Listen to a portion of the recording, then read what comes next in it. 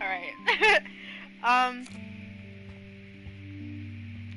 So I was going to do this as an actual video, but I tend to yap a lot.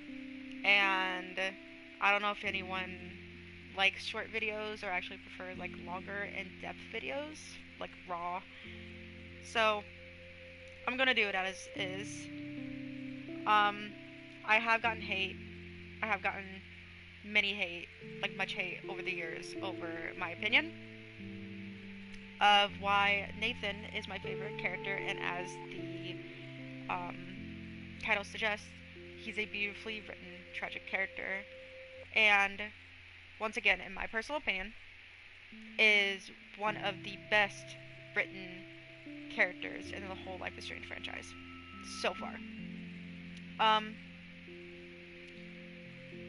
and why I'm in Nathan's room is because not most, but a lot of my proof is there.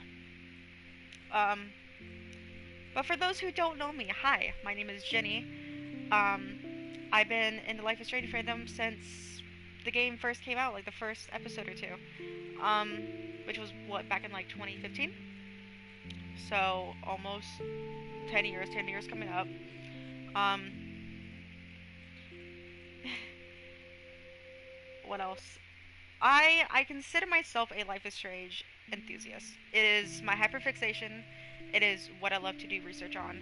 It is what I love to immerse myself in. I have been noticed and talked to the voice actors, and which includes Diane, which is Kate's voice actress for Life is Strange 1. I have talked to and been noticed by Roman, who is Daniel's voice actor in Life is Strange 2. I did a video call with him. But most importantly for this video, I have talked to Caleb, who is Nathan's voice actor in the prequel, but even most importantly, and most majorly, and I'm sorry, Caleb, I'm sorry, but Nick Schreiner, who is Nathan's voice actor in the first game, the one that started it all, the one that we got to really learn and know about Nathan. Excluding the prequel, which I will also get into. Um, but I love Nathan's character so much. I think Nick and Caleb both did a really great job capturing him. No pun intended with the whole Mr. Jefferson thing. um, and also the developers and writers given him a lot of research and a lot of I stumble over my words a lot, so I apologize. I'm probably gonna get made fun of by haters, most likely. And like I said, I've been in this fandom for a long time. Chloe Price, lovers. I'm sorry. I'm so sorry. Um, but yeah. But I've done a lot of research. I have replayed this game so many times. I have every single game.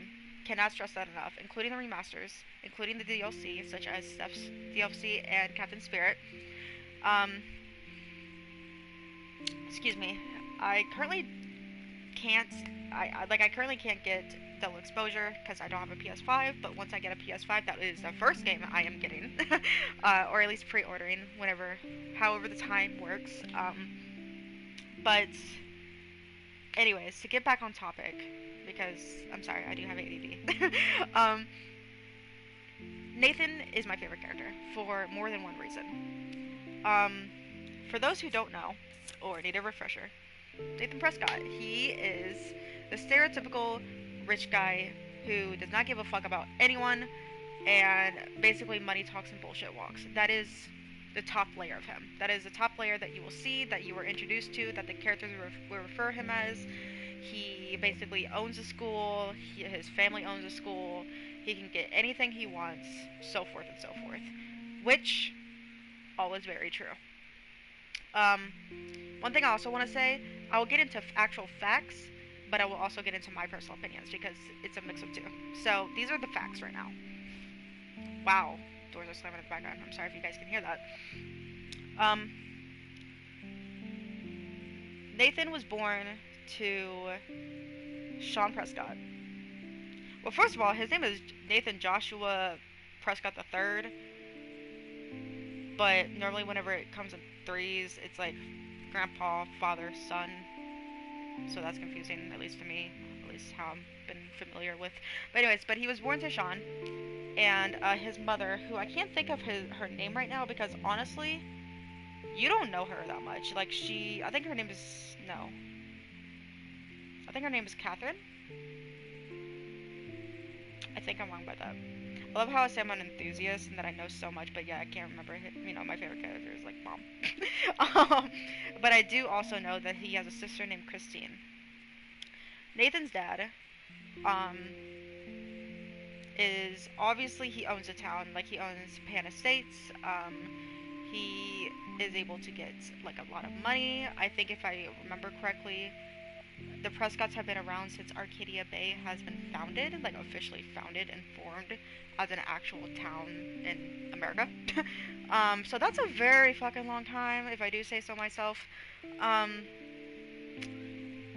and yes, so he owns Pan Estates. He's able to get a lot of money. He's the richest asshole essentially because Sean Prescott is an actual official asshole. um, in the entire town. And he is what helps fund Nathan's school and the town that he lives in, and Nathan in general. Um, Christine, who is Nathan's older sister by a few years, um, she actually I can pull this up really quickly because this is why I did it. Also, I have dialogue turned off. That's Victoria. That's the video. Christine. So this basically says that she's in Brazil, that she's in the Peace Corps, and that she misses her, or she misses Nathan and stuff, and that, you know, their mother has also told her that Lisa's mother told me you've been in trouble, and father has been on your ass. So,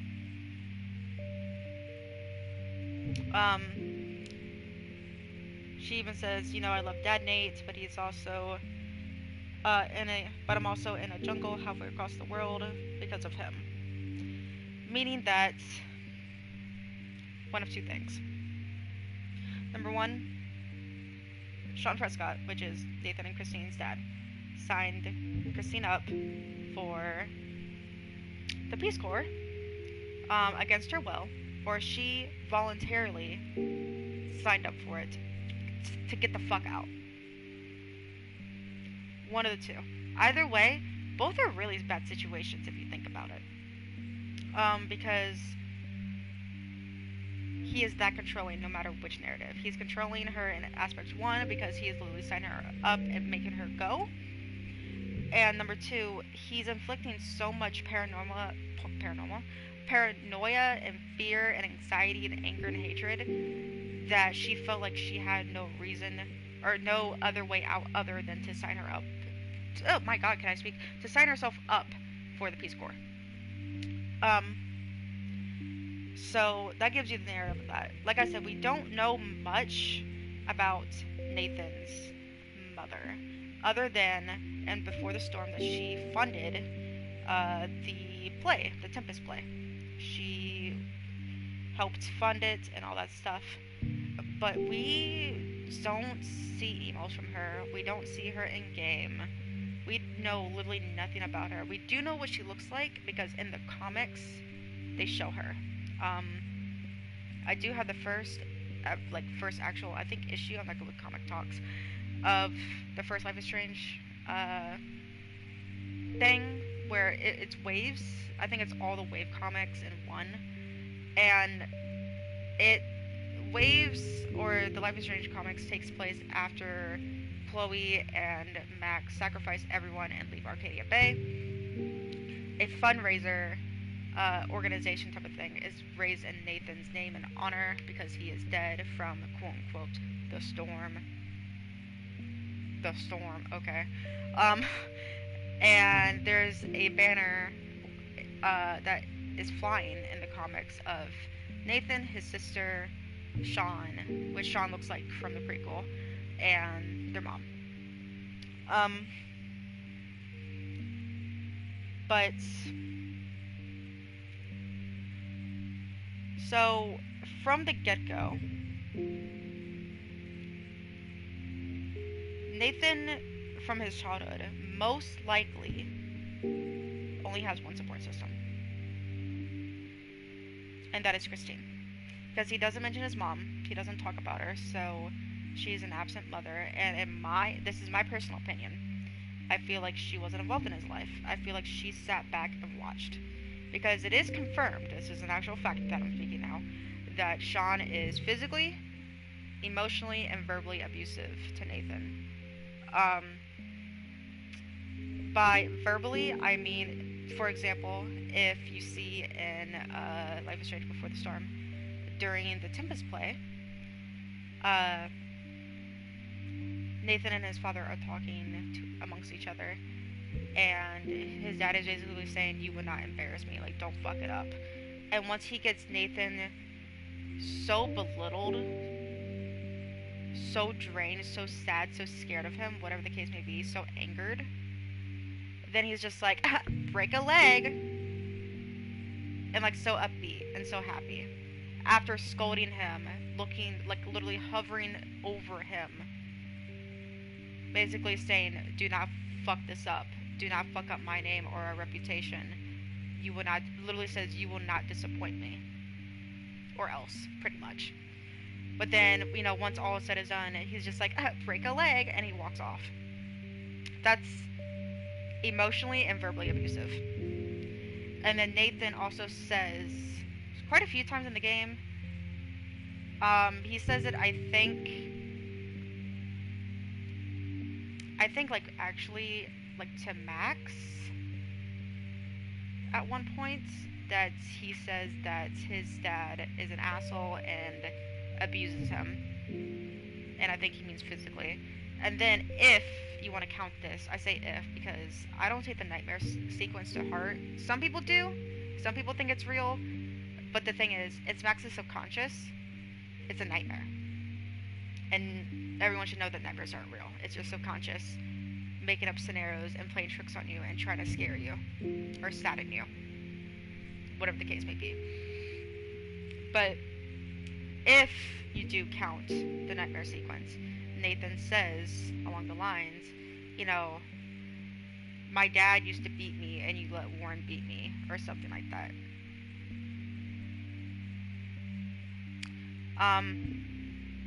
So, and the only way I feel like Max would know that is if she heard or just knew that Nathan was also being abused by his father. Because why else would her subconscious possibly make that up? Maybe. I don't know. Obviously, the subconscious works differently for people, but either way. But now, to get more into depth,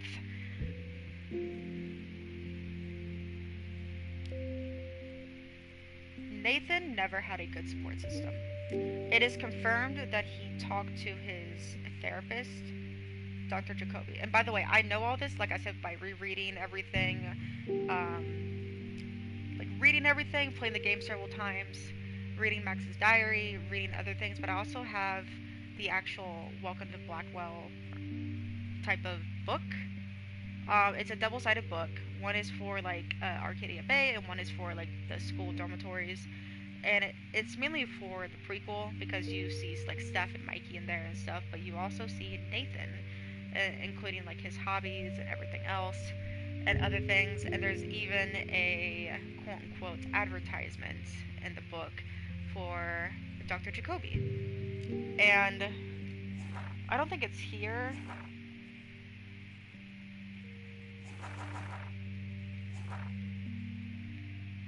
I don't think it's here. I think it's in another part of the game. But,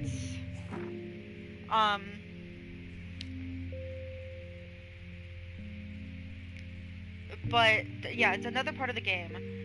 But I think it might be in the dark room where it probably is, because that's the only place I can think of it being off the top of my head.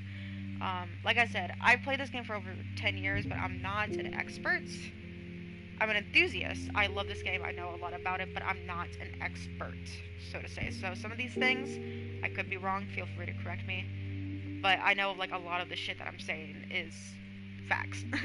But this is um, it's a letter from Dr. Jacoby basically letting Nathan go, being like, "Listen, Sean, I did everything I could, but Nathan needs like more serious help." And I think it even states that you're not letting your son get that proper help, and there's nothing more that I can like do for your son.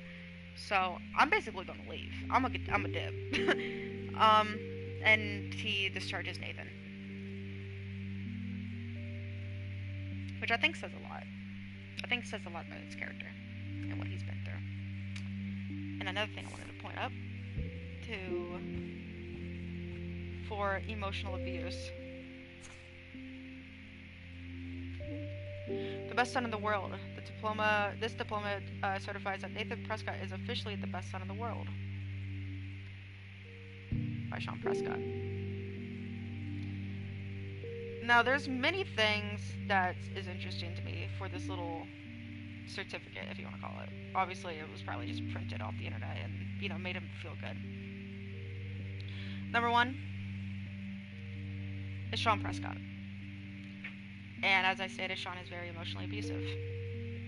So he probably did this in order to get on Nathan's good side whenever he was a kid. To basically butter him up. To make him feel loved. Only for his own personal gain by then, treating Nathan bad. Not only that, but one thing I've always noticed, and I pointed out to people, and they're just like, oh, that's kind of weird, but okay, moving on. It's only signed by one parent. And I think that's a power tactic. Because why is it Nathan's mom signed there? I mean, that's her son too, right? Why is it only Sean?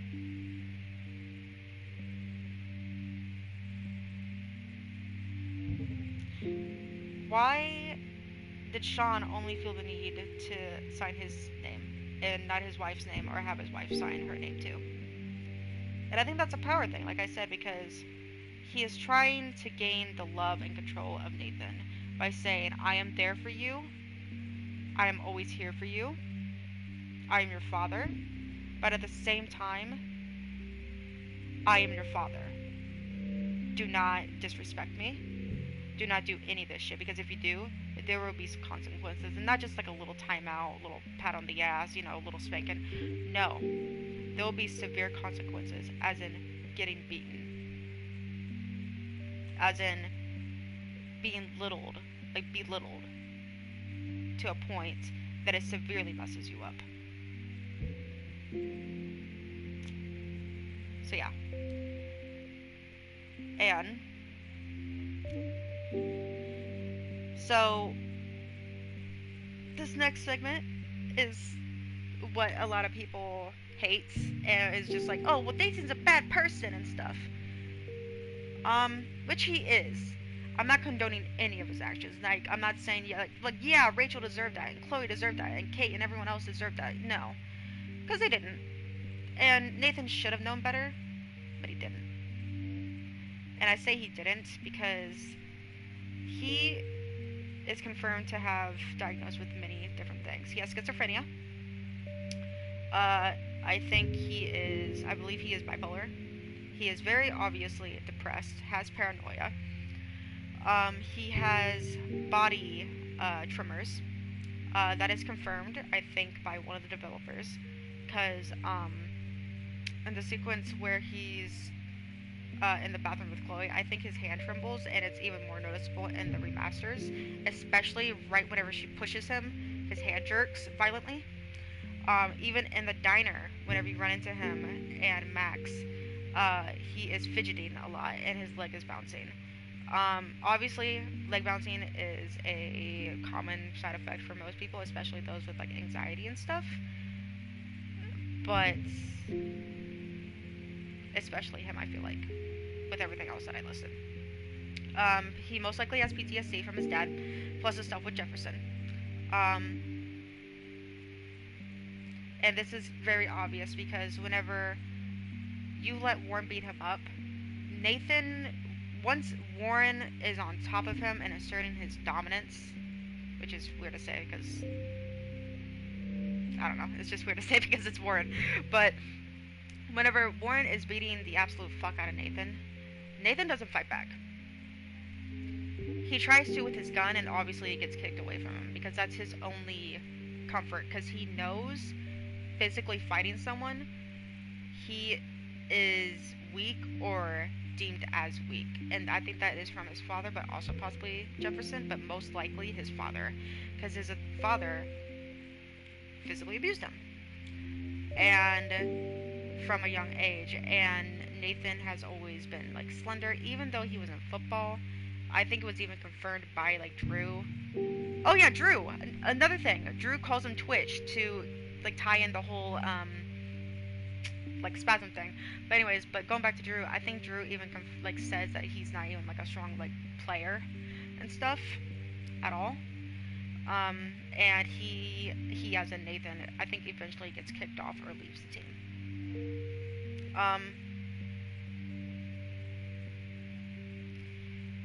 But while he's under Nathan, or under Warren, getting beat, you don't see him fight back. You don't see him, you know, try to like punch Warren back or like grab his fist, you know, maybe kick him in the crotch, any of that. No. You see him raise his arms above like where his face is, trying to protect and shield himself. And if you really look at his expression, which obviously I can show, since I'm in this section of the game already. Nathan's face, at least in the original, the remasters, I've only played like it twice, so I'll have to relook at his animations. But his facial animations in the first one, at least, he looks sad. He looks scared. He looks traumatized. And it's not because, oh, somebody finally gave Nathan a taste of his own medicine. No, it's because it's what he's used to. And so he's probably having flashbacks of his dad doing that. Plus anyone else who has done that to him before. And he's even crying, saying, "Get off of me, and I'm sorry." And if you sit there long enough, Nathan is just shriveled up, curled up in a ball, crying. And eventually he says, "Everybody hates me. Everybody." Which is the sad truth, but I think it's an indirect, like jab towards his dad. Because he has a lot of love, but a lot of resentment towards his dad.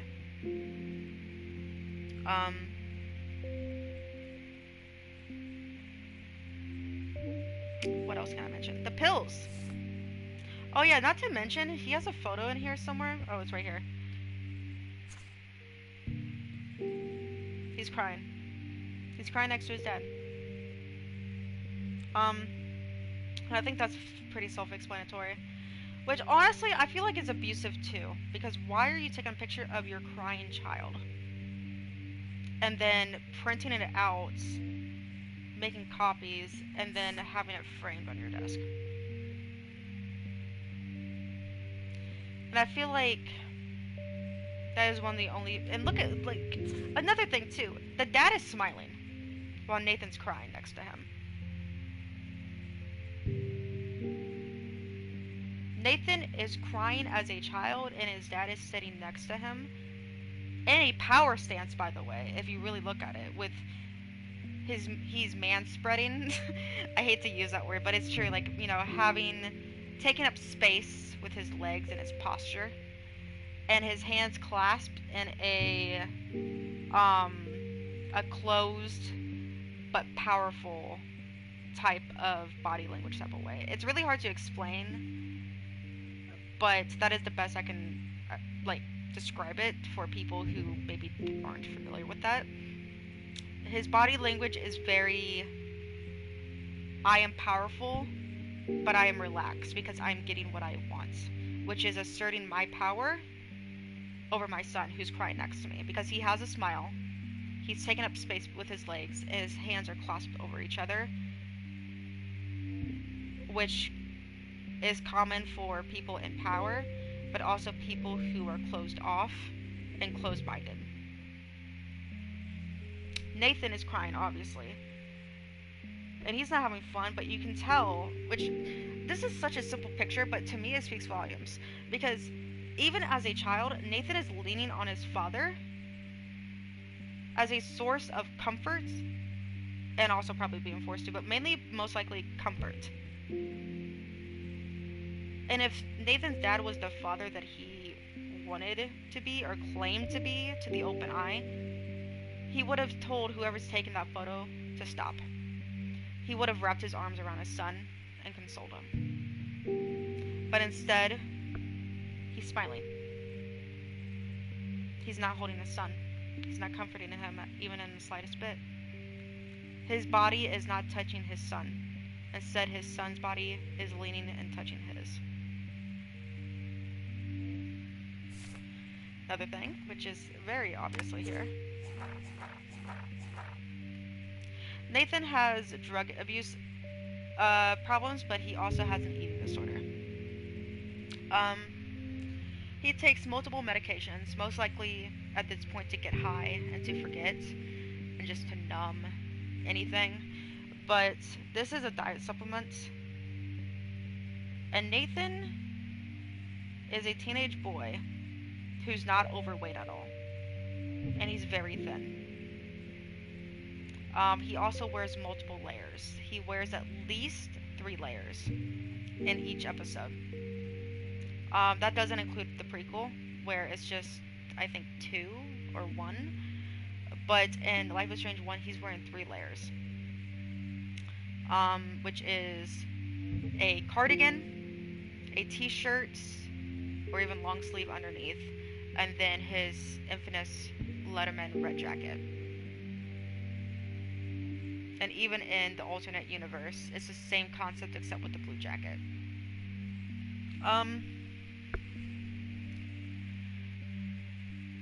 He does not need to lose weight. And so he abuses these, most likely because maybe his father, or even family in general, and even friends in general, the people around him told him that he needs to lose weight. Or maybe he also sells these.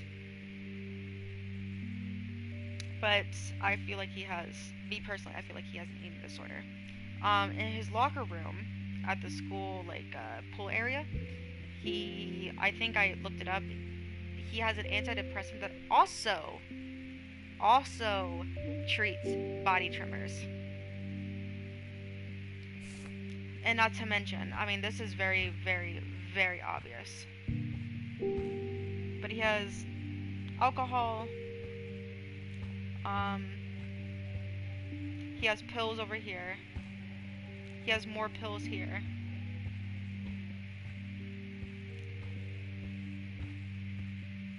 I'm pretty sure he had more somewhere else. But, so that is at least, hang on.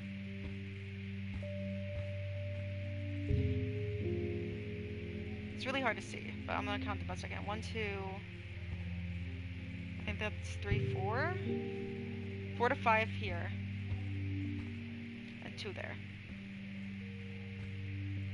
And that doesn't include his locker room. And what he gets from Frank.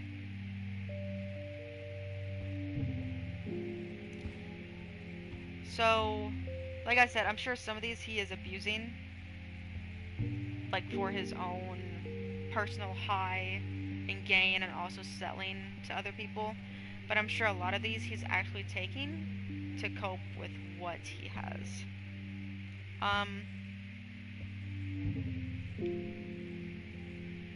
What else do I want to mention? I guess I'll mention the Jefferson stuff now. So, actually, let me back that up. So whenever he is... So, in the prequel, like I said, he obviously runs into Drew. Drew is bullies him. You know, his dad and stuff is going on. But he is actively friends with Rachel, and this is confirmed because whenever you go into Rachel's room, and this is no matter what choices you do with Nathan, no matter what choices you do with Rachel or anyone else, this happens guaranteed. After is whenever you're in Rachel's room the first time. Whenever you, I think it's after episode 1, so at the start of episode 2 ish. Um, Whenever you're in her room after she finds out about her dad cheating on her mom with her biological mom, um, whenever you go into Rachel's room and you're supposed to like do the whole star projection thing on the ceiling, if you look on Rachel's side of the room closest to the wall, where all the books and stuff are, where her nightstand is, there is a photo of her and Nathan. Um, and that basically confirms that at the very least, very least, that they were friendly with each other. Like, acquaintances, friends, buddies, whatever you want to call it. Me, personally, this is my opinion here, I think they were more. I mean, it is pretty much confirmed by how Nathan talks about Rachel and gets defensive over Rachel without the whole, like, let's just take the whole dark room situation aside, where he allegedly, and I'll get into that, but allegedly killed her. He still gets defensive. He's like, whenever Max is wearing her clothes, he's just like, oh, nice Rachel Amber cosplay and all this shit. And, like, he looks upset. So you can hear the anger and the hurt in his voice. Not just towards Max, but just towards... Also the situation with Jefferson and Rachel, on the multiple different levels and occasions with that whole situation. But also probably just how much he overall generally cared about Rachel. And Rachel seemed like an actual friend to him. And this is kind of confirmed, because not only that picture, but they were also in theater together. And through the school files, whenever you go and break into the school in episode 3 of Life is Strange 1, through the school files, you learn that Nathan and Rachel actually hung out a lot together, but also deal drugs together. So they were friendly, or at least actual friends. And I think they were more because, like I said, Nathan is confirmed to have a crush on her, and the way he talks about her and acts around her and stuff.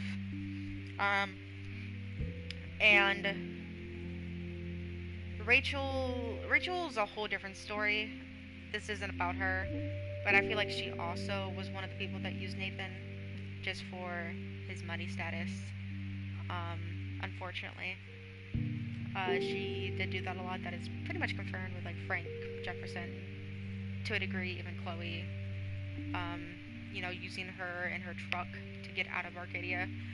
And I have no doubt that Rachel probably had a little bit of feelings towards Nathan, but most likely was just being his friend and buttering him up for free headshots, because Nathan's obviously into photography, but also money-wise and everything else in between. Whatever happened to occur to them, and I really wish we would find out more about that, but yeah.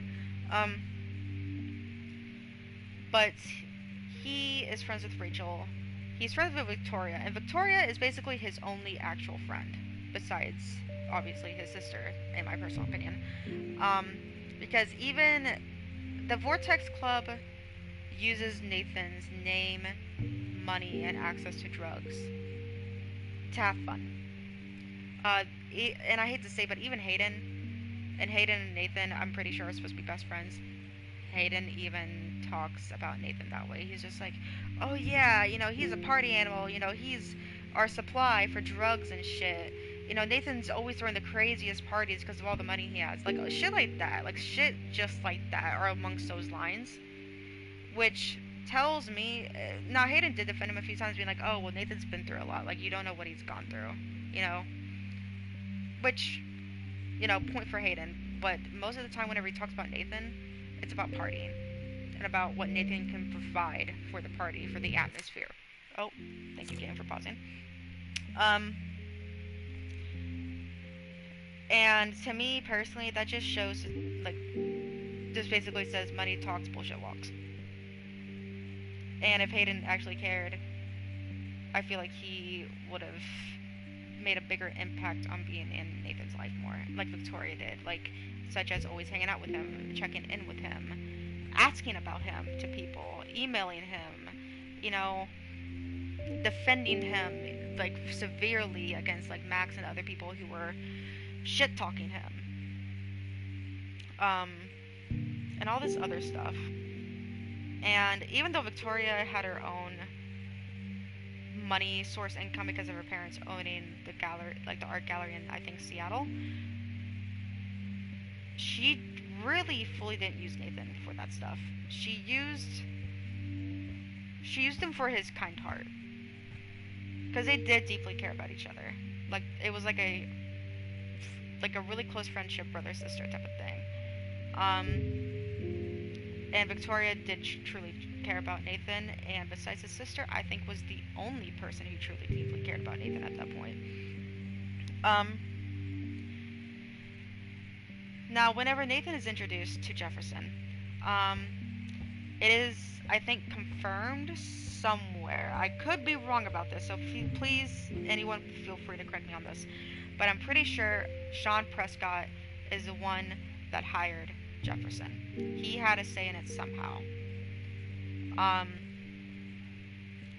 and I think it was just because Nathan, didn't do well in theater or whatever, or at least to Sean's liking. He didn't do well in football, at least to Sean's liking. And Nathan's only true passion that he seems to like be okay with and comfortable with and expressing himself with is photography. And so he probably was like, you know what, fuck it, let me just try to do something nice for my son and for the school and get more publicity and stuff for my name, and hire this very famous photographer that my son idolizes, in this hole-in-the-wall town that's run down, that's only known for its art school for whatever, or like artistic school college type of program. And Jefferson gets hired. And Nathan, because like I said, I'm pretty sure this is confirmed, but please feel free to correct me if I'm wrong about this. But Nathan, already knowing who Jefferson was, and obviously Victoria too, and everyone else, took a keen liking to Jefferson and wanted to be like buddy buddy, being like, please mentor me, please teach me your ways, please love me, please, like please, please, please, please, please, please. And Jefferson was just like, okay, cool.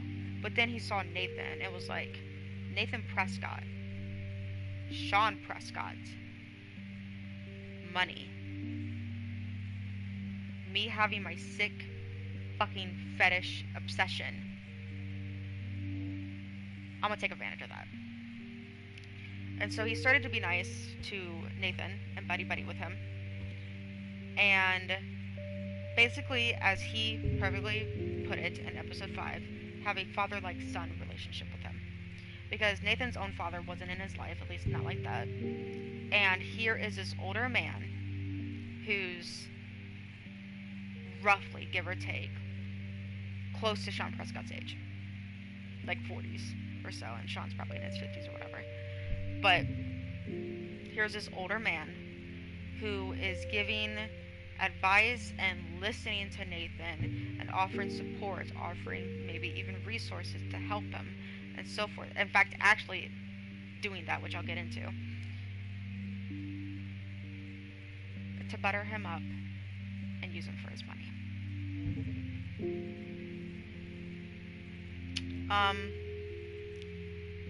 Now getting into what I was going to say.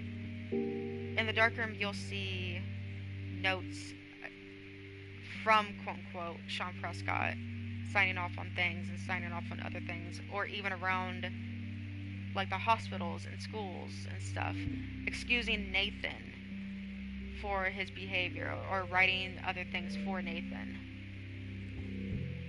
But, and this is iffy because they do reuse a lot of the same fonts and stuff, but all the fonts that are labeled under Sean Prescott link back up to Jefferson's handwriting, the sticky notes on the computer, whenever he's telling, like, it's a sticky note directed to Nathan.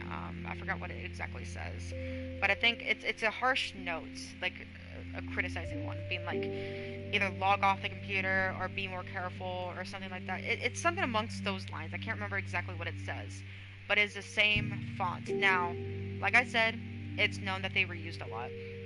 Because a prime example is there's a note that Nathan writes to Jefferson, which I think is in the game, but I also think it's deleted. I'll have to.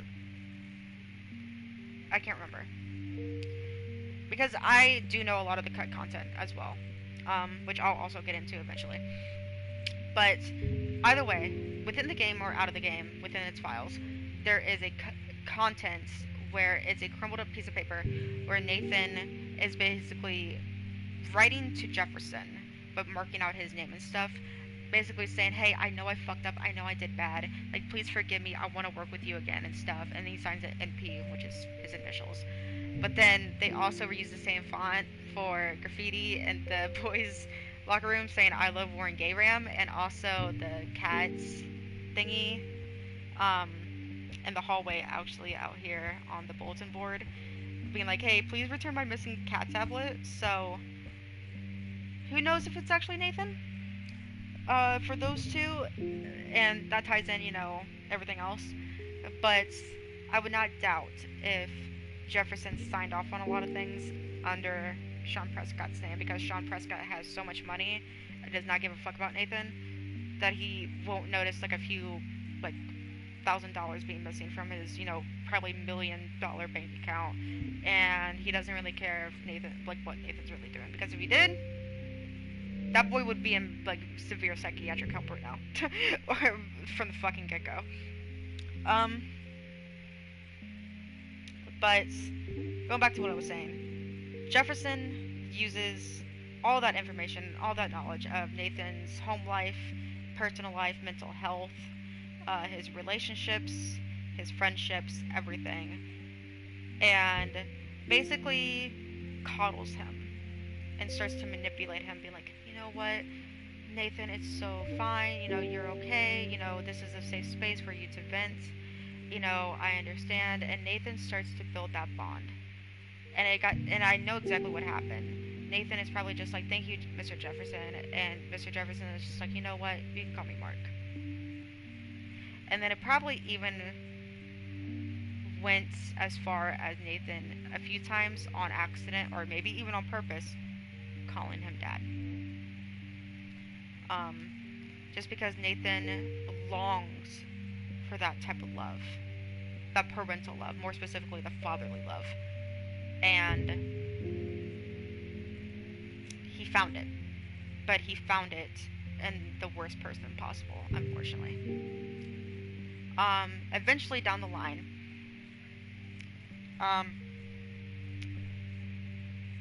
now, what Jefferson did before Blackwell, we don't fully know, other than he's a famous photographer who's also written novels. This is confirmed because of Victoria's book, but also in Life is Strange 2, Sean and Daniel's mom owned a book from Mr. Jefferson. But anyways, but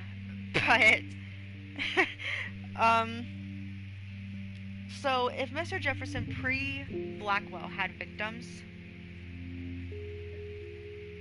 he most likely did it in his spare time, in his own apartment, so forth, or wherever he lived, wherever he had his photo shoots. I hate talking about this subject because it's so creepy still after all these years, but I mean, it's the sad truth of this game, of what happened, even though they're just fictional characters, but still. But whatever he did with his victims prior to Blackwell, that's on that. It is not confirmed or denied if he had the idea before or after attending Blackwell, like having the job at Blackwell, that Nathan got involved. Nathan only confirmed got involved with Rachel, at least from that point forward. So like Rachel, Kate, what was going to be Victoria, what was going to be Max, all of them. But at some points within the game, which I just thought of something else that I wanted to mention. Which I'm actually gonna say really quickly. But going back to the whole Rachel and Nathan selling drugs things from like Frank, it was for multiple reasons. I think the first reason was to um, have his own source of income, so he's not attached to his father's income and his name and his brand and all that stuff. But also, obviously, what he would then do later on with Jefferson. Now, with Jefferson, um, eventually their bond got so strong that he started to give Nathan most likely like free like lessons, tips, tricks, whatever the case may be, until he was just like, "Hey Nathan, you know what would be really cool? If we like, I don't know, had our own like personal dark room that we could collab and like photograph like people with, like maybe help jumpstart their career." And Nathan's just like, "Holy shit, that's fucking genius." um, because not thinking about, trusting him so much, loving Jefferson so much, having that attention that he has wanted and craves for so long, not thinking clearly and being like, you know what, dude, right the fuck on. Even though this should have just stated like a teacher student relationship inside school grounds, fuck yeah, let's take this outside and collab, with a 30, 40-year-old man with a mentally ill teenager, you know, that's not weird at all because he's not thinking straight. He's being manipulated. He's being abused. He's traumatized. He's chemically imbalanced. Yada yada yada. Everything I've mentioned before. Um, so Nathan either A convinces his father or Jefferson writes off as Nathan's father to fund the dark room. And somehow, and I say somehow because how the fuck did they do this, realistically speaking, make the dark room bunker under that barn?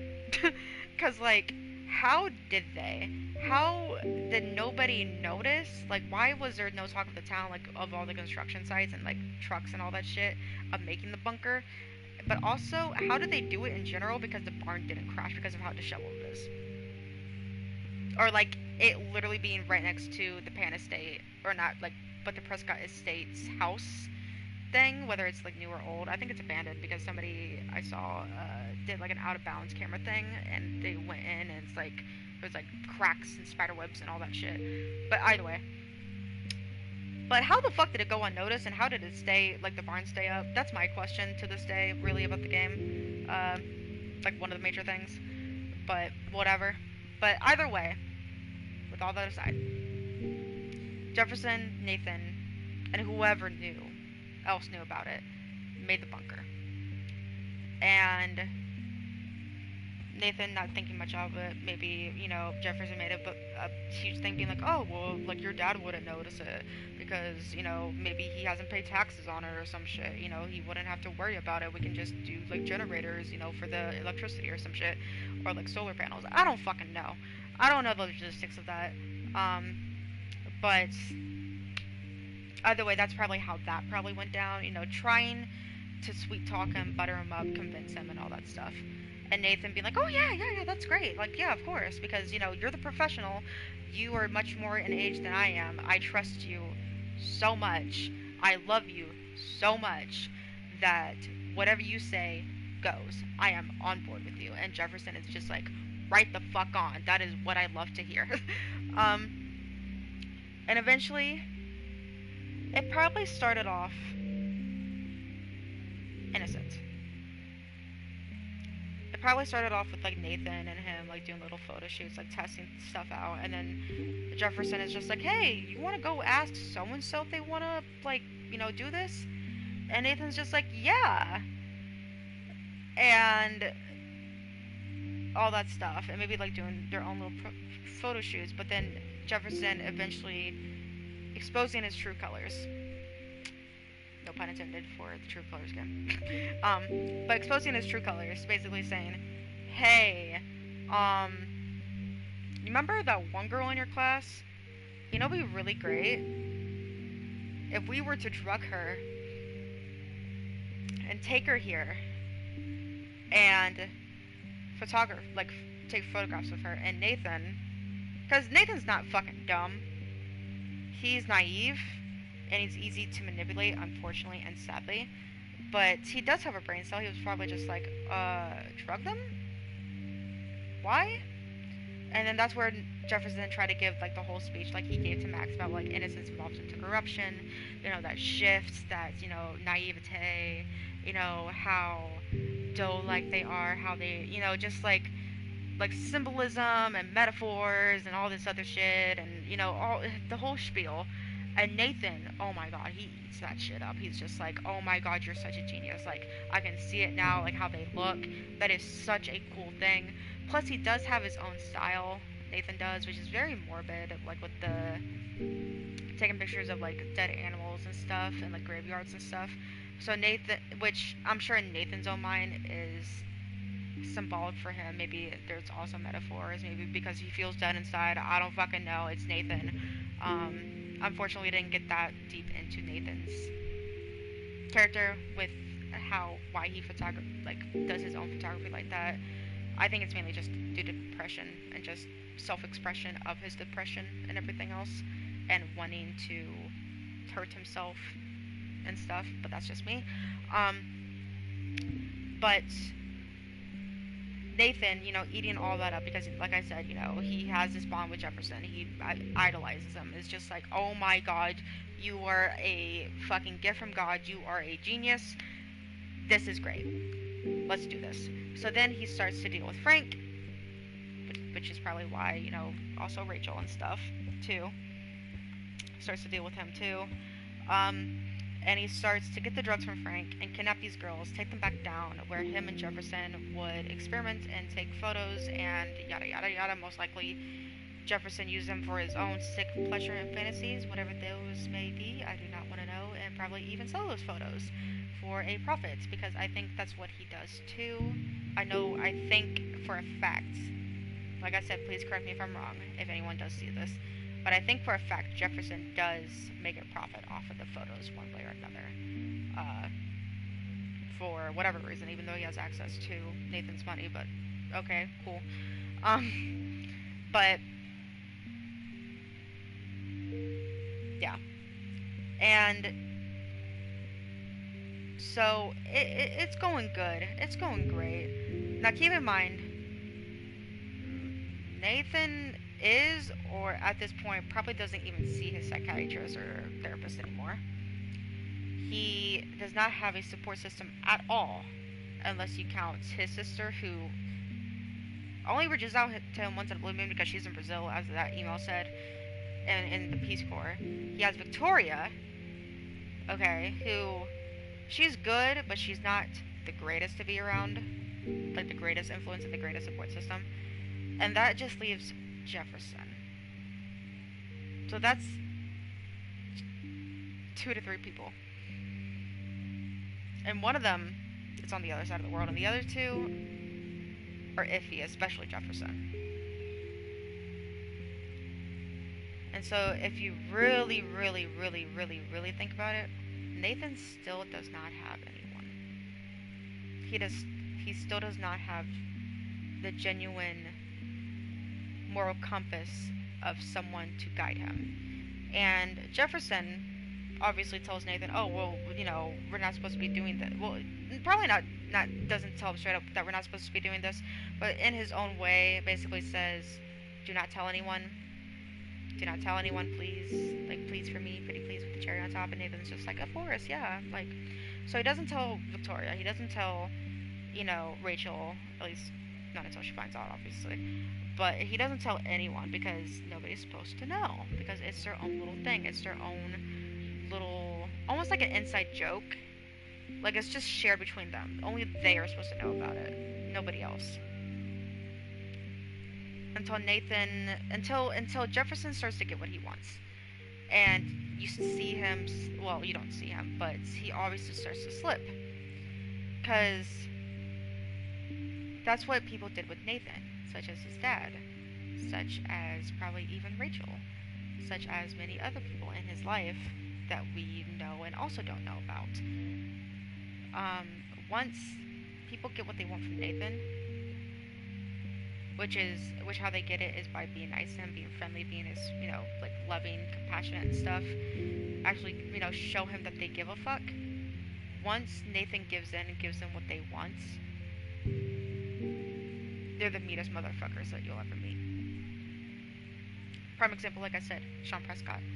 Once Nathan was catering to the Prescott name by, doing football, you know, being the star in a school play, being on the front pages of shit in the spotlight and making, the Prescott name look good. Sean was so nice, being like, break a leg, son, you know, you got this. But if Nathan even cracked a little bit and showed that he did not want to do it, or just a little oopsies, or once he did do it and succeeded, no matter what, it was back to square one, being like, do not disappoint me. Do not fuck up. What are you doing? Why are you such a dumbass? Like, stuff like that. And that's exactly what happened with Jefferson. Jefferson was just like, hey, I'm going to coddle you, and I'm going to treat you like my son, and I'm going to give you tips and tricks, and in return, I would love it if you would to help me kidnap these girls, fund this really nice dark room and all this equipment that I did not pay for. It's from you and your dad's money. And, kidnap these girls and everything else. And Nathan, wanting to keep that love, wanting to keep that bond, was just like, yes, I'll do anything for you. Yes. And once Jefferson got what he wants, he starts to turn on Nathan. He starts to literally, neglect him. Because, as stated, like I said, from the crumbled up piece of paper of Nathan pleading, he's just like, please talk to me, please interact with me. Why are you ignoring me? I thought we had something, which is the dark room and like that whole program and stuff. And Jefferson just does not give a fuck, because he already got what he wanted. He already got his goal, and his goal was to fulfill his sick fetishes and his sick needs. And there was no need for Nathan anymore. But since Nathan is the only one that will continue to fulfill those needs, pay off those bills, pay for better equipment and stuff, and Nathan is also the one who only at that point knew about what Jefferson was doing, he had to keep Nathan alive. He just didn't have to be nice to him. But he had to keep Nathan alive and threaten him by violence and even possibly, well, not even possibly, but quite literally murdering him to keep Nathan's lips sealed. Being like, if you tell anyone, I'll fucking kill you. Or if you tell anyone, I'll kill probably Rachel or Victoria at that point.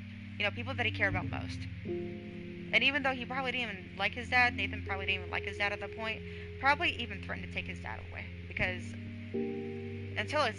he was still, even in the first game at certain points, in his own ways, still trying to impress his dad, being like, my father will hear about this. Oh, you think you own me? Like, you don't know where I come from. Like, trying to be all big shot and all tough and mighty, which is what his dad would want from him. And to use and abuse his name for power, as such his dad did.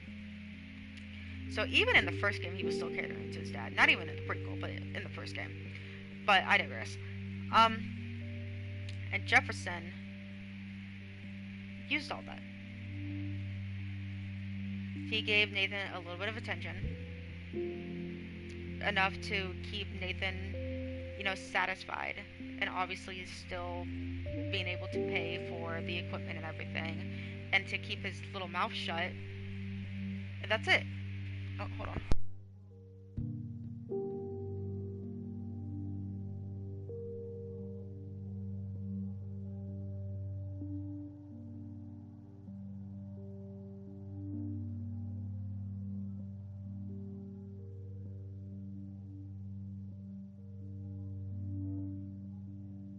Anyways, so once all was said and done, Nathan basically fell off the edge, and he was just like, the one person I trusted the most besides Victoria does not love me anymore, does not care about me, does not see the light and day in me anymore, does wants nothing to do with me. How can I make this up to him?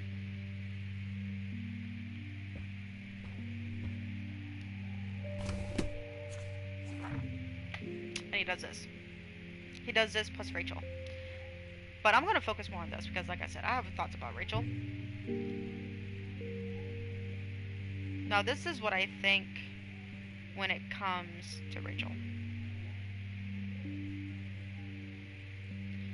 Jefferson and Rachel had a relationship of some sort that is basically confirmed by what people are saying around the school, but also how Jefferson speaks about Rachel, not in the nightmare, because like I said, I don't fully count that, but whenever you were trapped in the dark room, because whenever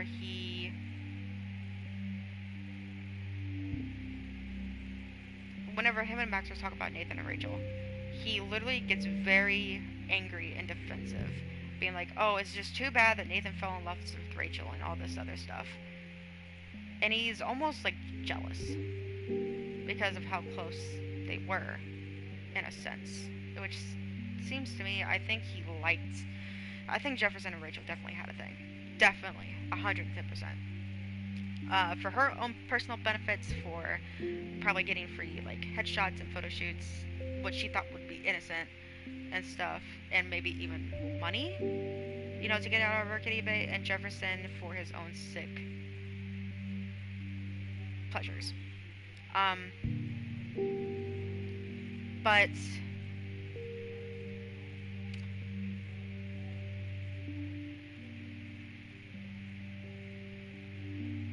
one thing I don't believe is Jefferson whenever he says that Nathan killed Rachel. And that's because whenever you are in the dark room as Max, he is over Max taking photos of her while she's laying on the floor drugged. And he's like, oh, I'm so sorry that Nathan killed Chloe. He backtracks. And in my personal opinion, ever since then, I have not believed a single word that came out of his mouth. Obviously, once he killed Chloe, like shot her and stuff, and it was revealed that he was the one behind it all. Obviously, but especially from that point forward, I was just like, okay, motherfucker. If you're able to lie and manipulate and twist things and backtrack so quickly, what else have you said and done? Which I said, like, given because of his whole background at that point, but still. So this is what I personally think. He claims that Nathan tried to copy what he did and gave Rachel an overdose. I do not believe that is a fact.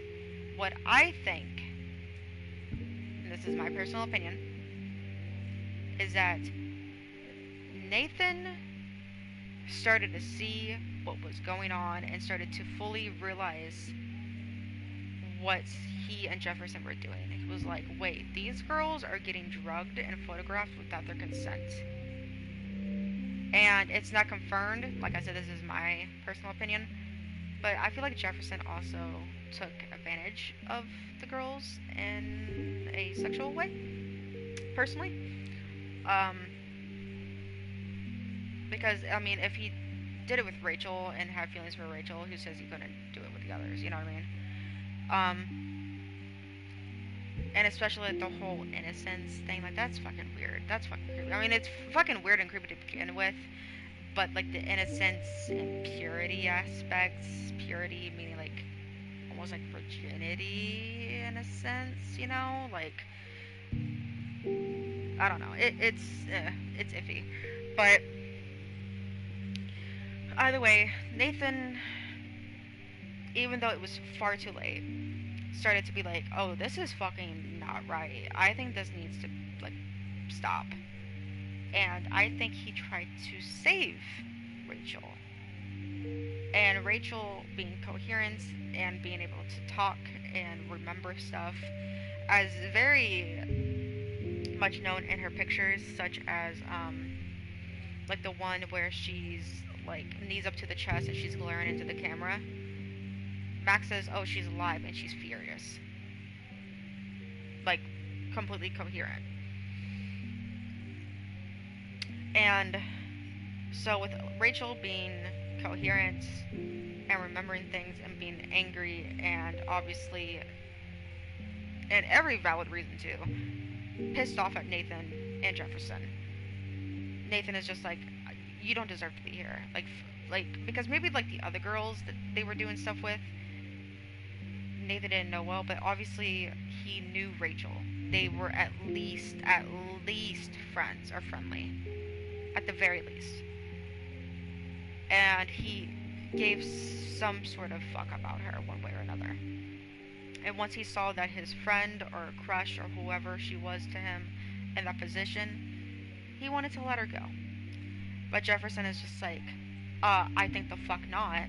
She will run her mouth and tell everyone, and then, you'll be in prison, I'll be in prison, and once you get out of prison, and I get out of prison, I'm gonna fucking kill you. And so I feel like Jefferson killed Rachel. And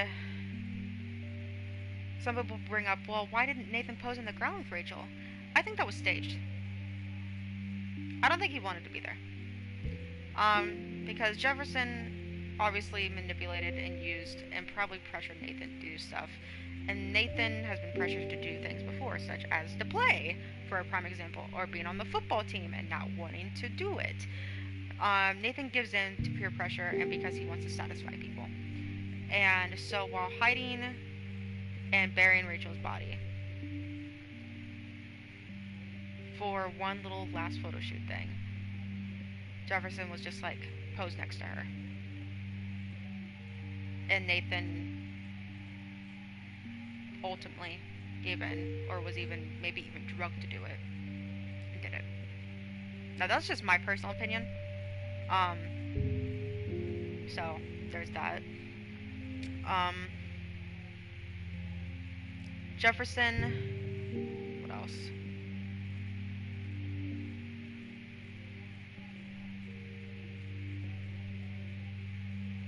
There's something else I was gonna mention. Oh well, I guess I'll skip ahead a little bit. But skipping ahead with Chloe, I feel like that. Oh wait, no, I wanted to backtrack. I'm so sorry. I'm so sorry. But like I said, Nathan is very easily manipulated, and I feel like Jefferson kind of maybe manipulated Nathan into believing that he was the one that killed Rachel instead. I don't know how, because obviously I don't know how that conversation would work. Because well, I don't. I'm not those characters. I don't think like that. You know, I'd rather not. But I can only imagine the conversation being like, oh, I didn't, kill and drug Rachel. Like you brought her down here because you funded this dark room and are feeding into this, and she trusted you. I don't know, something like that. I don't know. But I feel like he twisted it and manipulated Nathan into believing that Nathan was the one that basically by association and by funding the drugs and the photography equipment and the darkroom and all that stuff, that he was the one that quote unquote killed her, even though it is Jefferson's idea. And like I said, I personally think that Jefferson was the one that inserted the needle and gave her a purposely overdosed her to kill her because she knew too much. She remembered too much. She was gonna go and talk. Jefferson had really no choice but to. And Nathan couldn't do anything about it unless he wanted to end up like her too. Um, so flashing forward, this happens with Chloe. And I feel like it's because at that point Nathan has nobody. He feels like he can't trust Jefferson. He can't trust his dad. He can't, his sister barely talks to him. Who knows about his fucking mom? The whole town doesn't like him. His classmates don't like him. Everyone's fucking using him for one thing or another. And he is so lonely and so desperate that he's just like, okay, well, even though that, Rachel was my fault, maybe I can make it up to him. Maybe I can do great. Maybe I can impress him. Maybe I can do something that will make him love me and appreciate me and want to work with me again, right? So unfortunately, he does this to Chloe. And Chloe says, oh, he was over me laughing, with his camera. I don't think he was laughing in like a malicious way, but laughing as in like a, yes, I did it. Maybe I can go and, show this to him and he will, like, maybe things will be back to normal, like before the whole Rachel incident. Because, like I said, please keep in mind, Nathan is so fucking mentally ill. He is so ill. Like, my guy needs a whole new brain. There is no way to fix that chemical imbalance. He needs a whole new brain. um, and it doesn't help with the people he's surrounded with that are also manipulating and abusing him either. So, in his own twisted way, he thinks that this is a way to impress and get on Jefferson's good side. So, he goes to Jefferson. He shows his photos. Nothing changes. And in fact, Jefferson is not impressed because even whenever he's talking to Max in the darkroom, he's just like father, or like son, but not like father, or something along those lines. Basically saying that Nathan can't outdo him or get up to Jefferson's level of skill and whatever the case may be within their work session things together. Basically, Nathan was shit compared to Jefferson's work.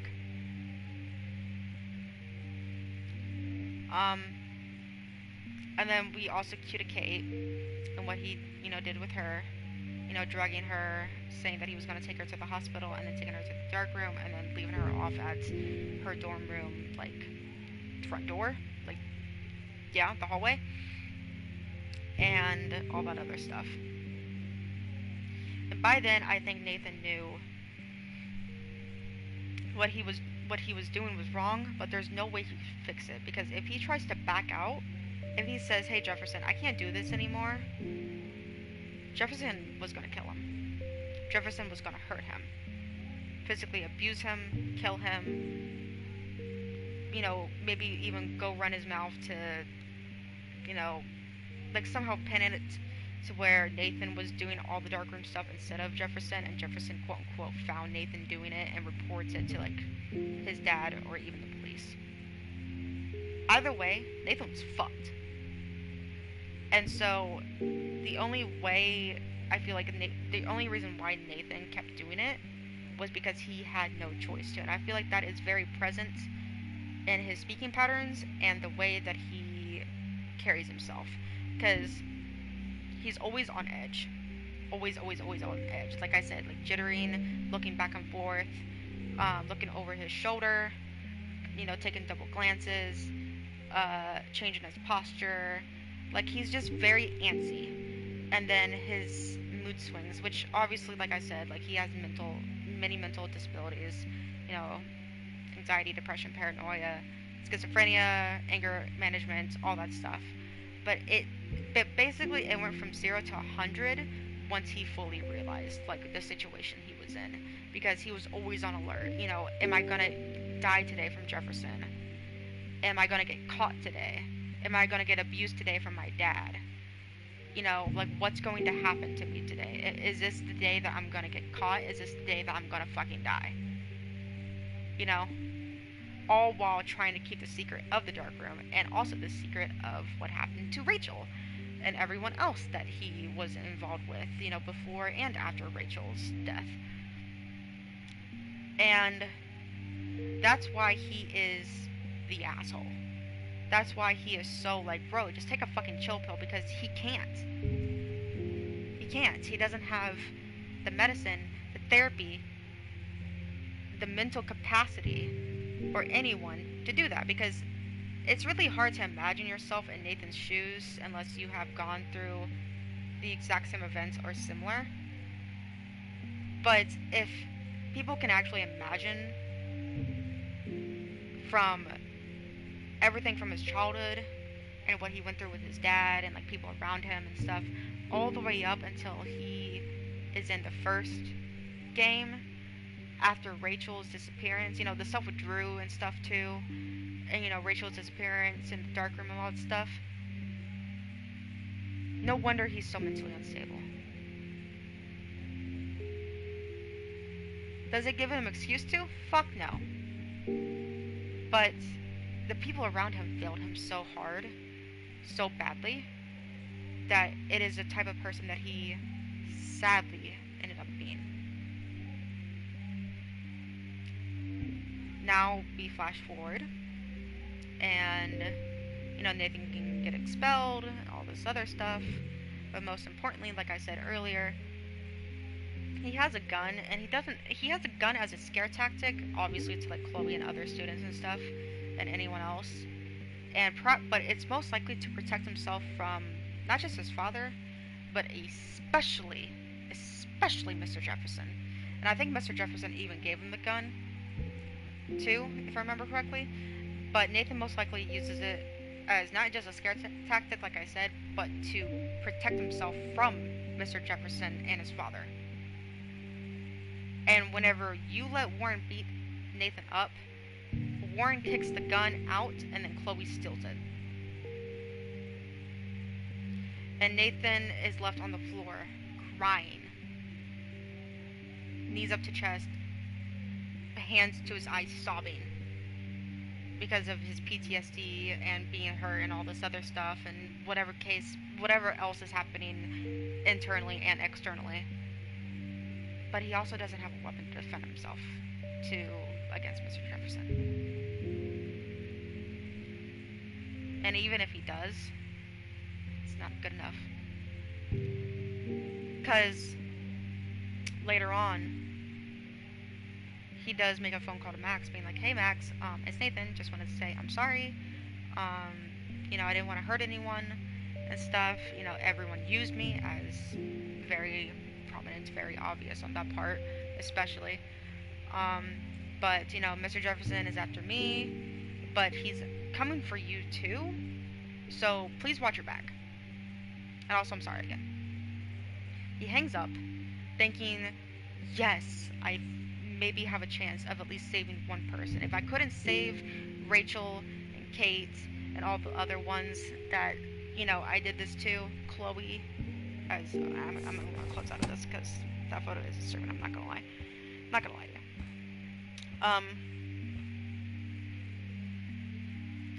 But if he's just like, yes, maybe I can save her. Maybe I can save at least Max. Maybe me saving Max will make up for me doing that to Chloe, me doing that to Kate, doing that to Rachel, doing it to all the other girls that he was affiliated with, most likely. And then Jefferson comes into his room, with Nathan armed or unarmed, regardless, and supposedly kills him. I say supposedly because, like I said, who knows what comes out of Jefferson's mouth is the truth or not. But also, like I said in the comic, it said that he was killed by the storm. But even then, they could be covering that up because of the whole Jefferson thing. So who knows? Either way, Nathan dies if you sacrifice the town. Like, let the entire game events full out. Like, don't go back and do that stuff, where you let Nathan shoot Chloe in the bathroom and all that stuff. But if you let the game play out normally and don't go back in time, where the storm comes and wipes out the town, Nathan either A, dies from the storm, Jefferson, or possibly even, and sadly, even himself. Like, self-inflicted, death. I don't want to say it because I don't want to, yeah. But, hopefully you get my drift there. But most likely the first two, the storm or Jefferson. And even then, in his final moments, whether it be A, B, C, whatever happened to him, he still doesn't save Max in time. Because Max didn't get the phone call. She didn't get the message. She, it didn't go through, whatever the case may be. She didn't pick up in time, whatever the case may be. She doesn't see it, she doesn't hear it, she doesn't get his warning. And she ends up in the dark room and has the same fate. And, depending on your choices, so does even Victoria.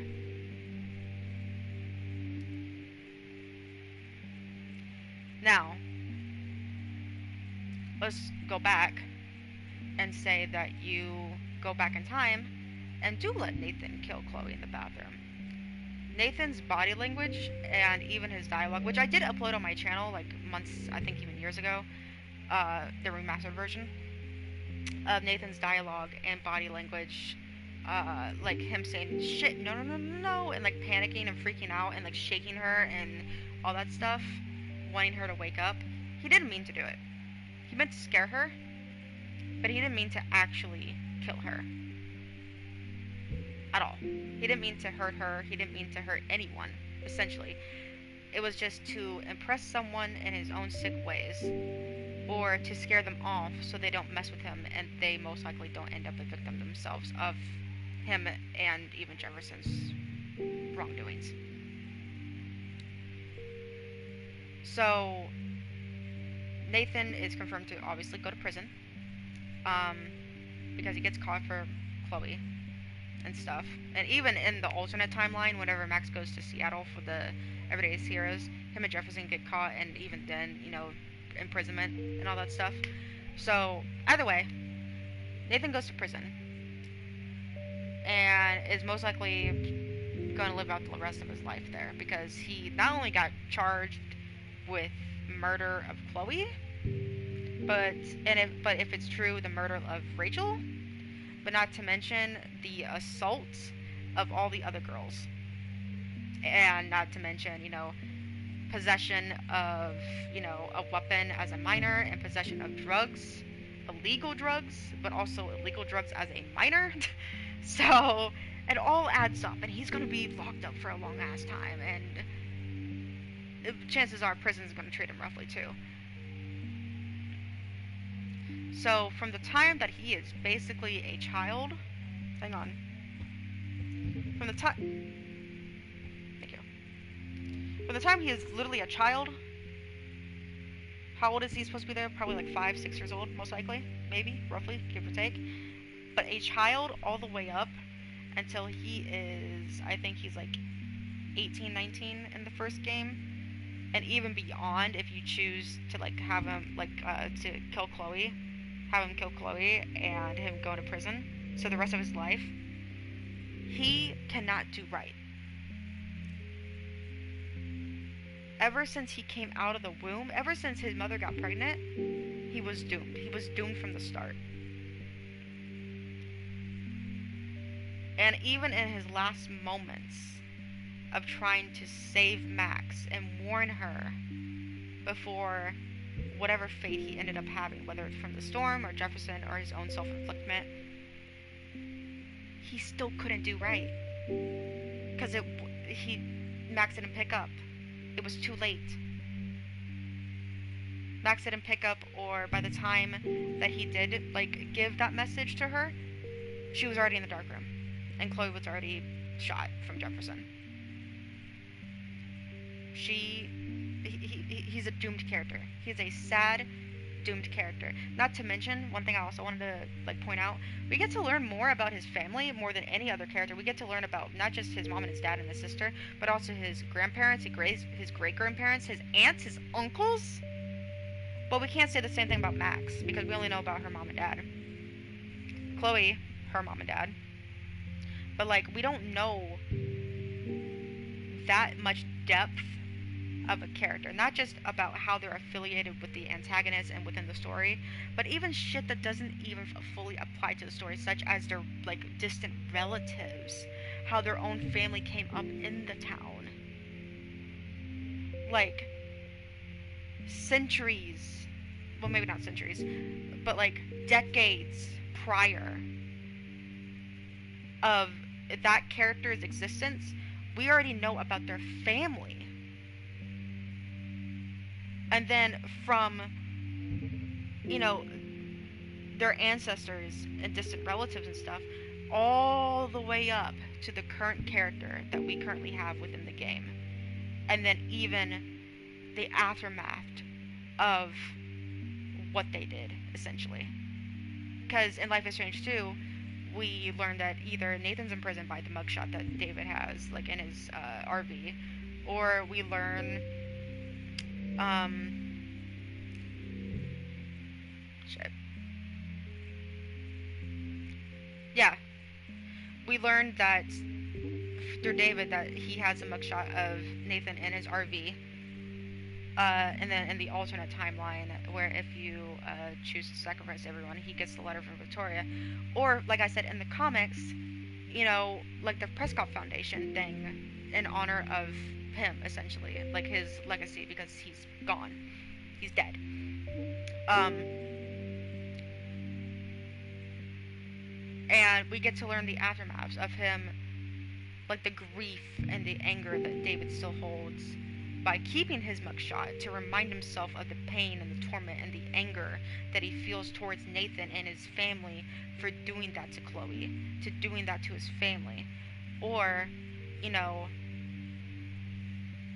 even after, the town is rebuilt, it's rebuilt in honor of Nathan. So he has a lasting impact, not just on the victims, but also on the victims' families and just in the town in general still, no matter which way you go. And I think that is so interesting that you get to learn so much about Nathan. And like I said, that doesn't even include the cut content because it's not. The developer said that it was most likely not going to happen, but it's just still the idea of it because they still have concept art of some of the stuff that they weren't going to use, and even the recorded voice lines, which I did hear, of Nathan saying, "The storm is coming, you're all going to die." He knew about the storm, and that was cut for one reason or another, most likely because time budget didn't make sense for this plot line, whatever the case may be. But the fact that they toyed with it and had ideas and even more depth to his character and his development and his lore, and maybe to a certain degree, maybe, I say this with very low percentage, a redemption arc, is so interesting. Nathan does deserve prison time. He deserves major prison time for what he did with Jefferson, with the victims, all that stuff. What he did to Rachel, what he did to Chloe and Kate. He deserves prison. He deserves hard time. What he did not deserve is the abuse, manipulation, and the death. And just to be a sad, wasted character. But that's what makes him so interesting, that he is a wasted character, that he is a tragic character, but he is so well written, thought out, and performed. Talking to you, Nick and Caleb, that that people hate him still.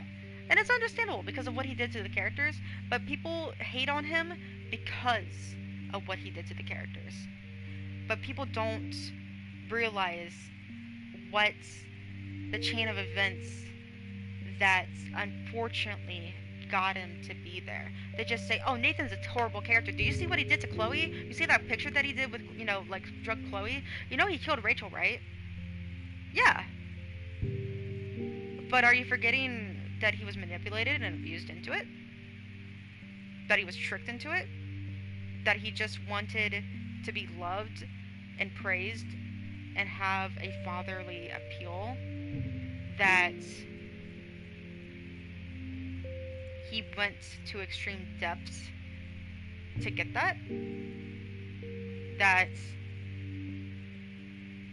he wasn't right in his own head and he was denied and even turned away from getting the help that he needs from his father and his therapist?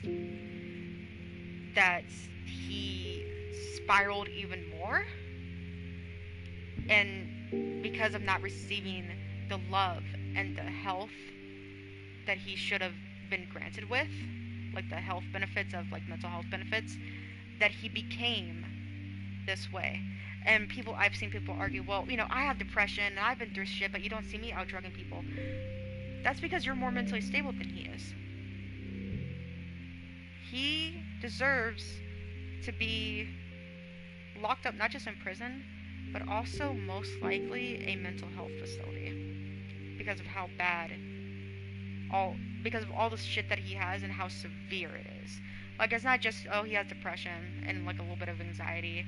You know, like maybe, like he struggles with his body weight issues, like he thinks that he's fat whenever he's like really like thin. No, there's so many layers and depth. He's on so many different medications that he's supposed to be taking, or he abuses, or he sells to other people, whatever the case may be. So many things that he is actually diagnosed with that he needs extensive help.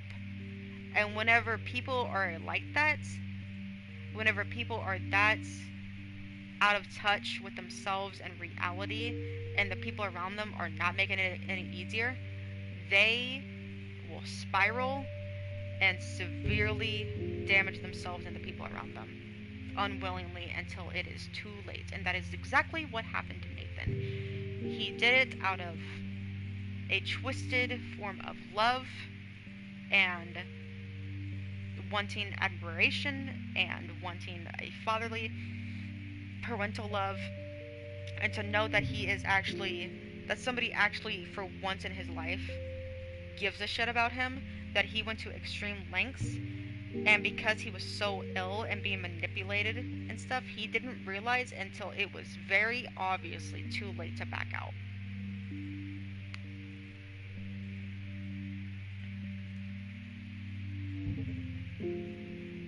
And I think that's why I like Nathan.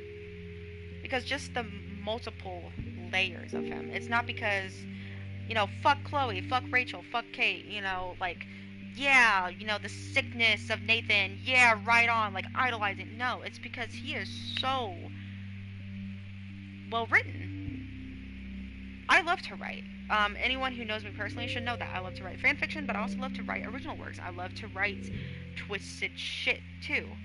And the fact, and Nathan has even inspired some of my characters that I have written, like the depth, because he is such a good blueprint for that type of um, character category, like the tragic character. He is such a good blueprint for that. He is such a great example of that. I want to say arc, but it's not an arc. Just that type of well-written character format. And honestly, I hope we get more of him. I know a lot of people don't like that. I know a lot of people do not want that. But I think we should get more of him. I think we should get a prequel, a proper prequel, because I'm not gonna lie, I did not like Before the Storm with the whole, you know, Sarah thing with the biological mother of Rachel format. But I think we need a proper Rachel sequel that, not just goes into her relationship with Chloe like Before the Storm did and how they met or like became close, but what her relationship with Frank is like, how that formed, how they started to get, involved, romantically involved with each other, because that is obviously confirmed. But her involvement with Jefferson, but her involvement with Nathan too, and anyone else that we may or may not know about. I think, I really don't think the story's done. It's just open for us to. The story isn't over, but it is. The story is over because it's left for us to interpret, the woulda, coulda, shoulda, what happened here, what happened there, what could have happened here. But, yeah. But I think we need a more proper prequel. And I see, this is where things get iffy because, yeah, but I am in contact with Nick Schreiner. People who know me should know this. I'm not like best buds with him. Like I don't have his number or anything like that. No, but like on Instagram, like we exchange DMs and stuff, and I'd be like, hey, dude, love your work, love your stuff as Nathan. And he's just like, thank you, and he's even sent me like, hey, hope you're taking care of yourself, and all this other stuff. And remind me of a stream that he did recently with like Hannah and Dan, and I can't think of his name. I'm so sorry. The voice actor for William, Chloe's dad. Um, and like he even was just like, hey, hope you're taking care of yourself. Like, hope to see you there. Like, and Nick did such a great job on Nathan that I hope that he's able to reprise it. The same way that Hannah is able to reprise Max, and Hannah and Ashley Birch were able to reprise their roles in the prequel DLC with them as kids, like the day that William passed and stuff. No shade to Caleb. You know, Caleb did do a good job, you know, portraying Nathan and mimicking Nathan's voice, like Nick's, you know, voice as Nathan and stuff. I think he did a really good job, actually. Like the best he could possibly do. But Nick brings so much to Nathan's character, even more than what is set on paper that we already know. And I hope that we do, like I keep saying, I cannot stress that enough. I really want to see more Nathan. I would love to see his life, like how he was with Rachel before the events of, you know, or even leading up, like I said, to what happened with her, you know, in the dark room. Like, can we get the full story on that?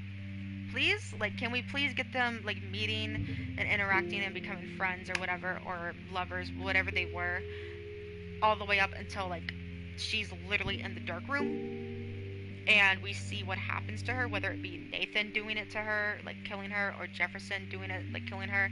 Like, can we please see that? Or can we get more, like, insight on Nathan's family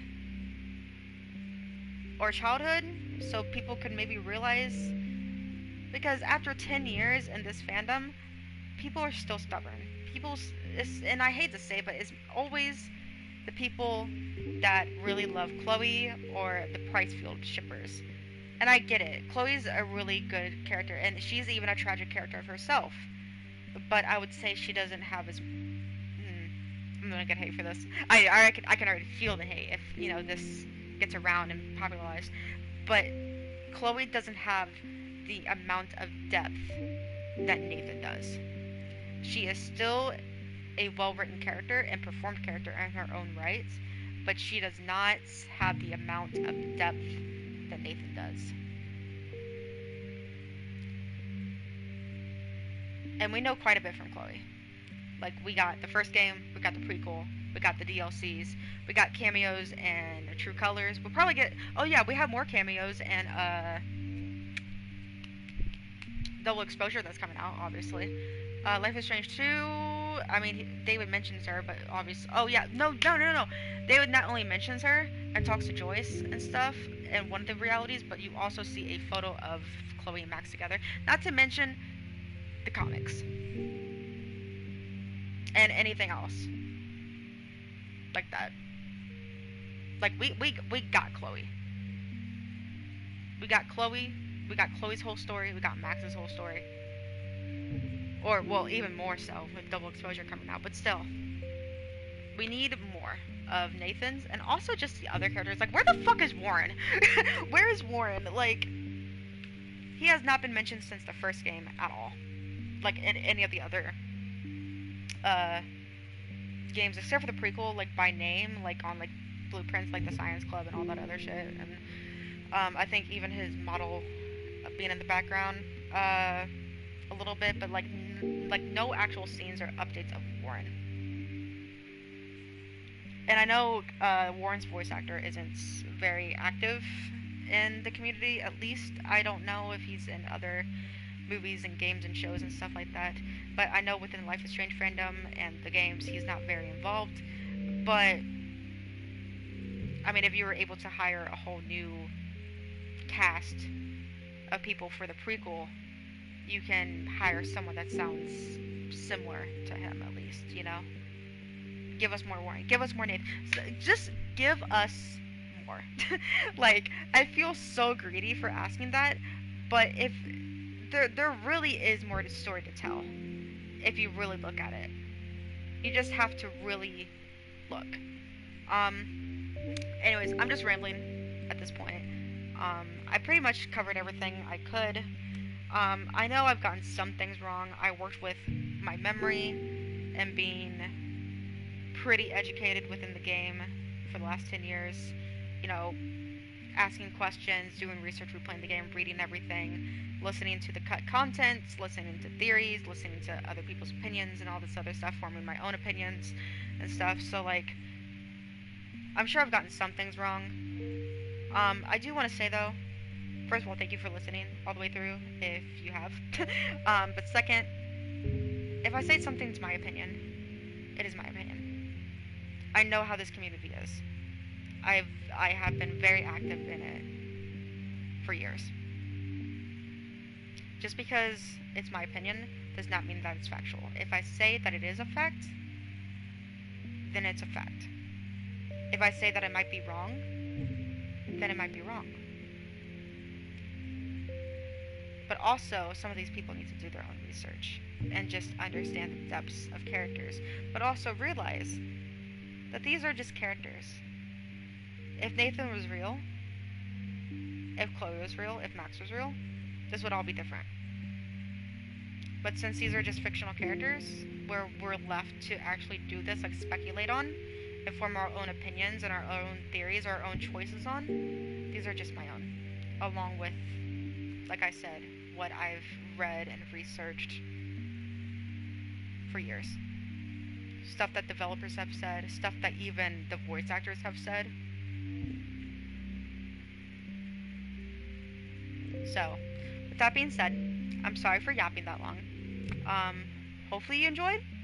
Maybe it was some insight. Maybe it was for people who also feel this way about Nathan. Know that, they're not. It's okay to feel this way, because I have been harassed and bullied by people for feeling this way and trying to not defend Nathan, but try to give insight on his character and why he is such an interesting character to enjoy.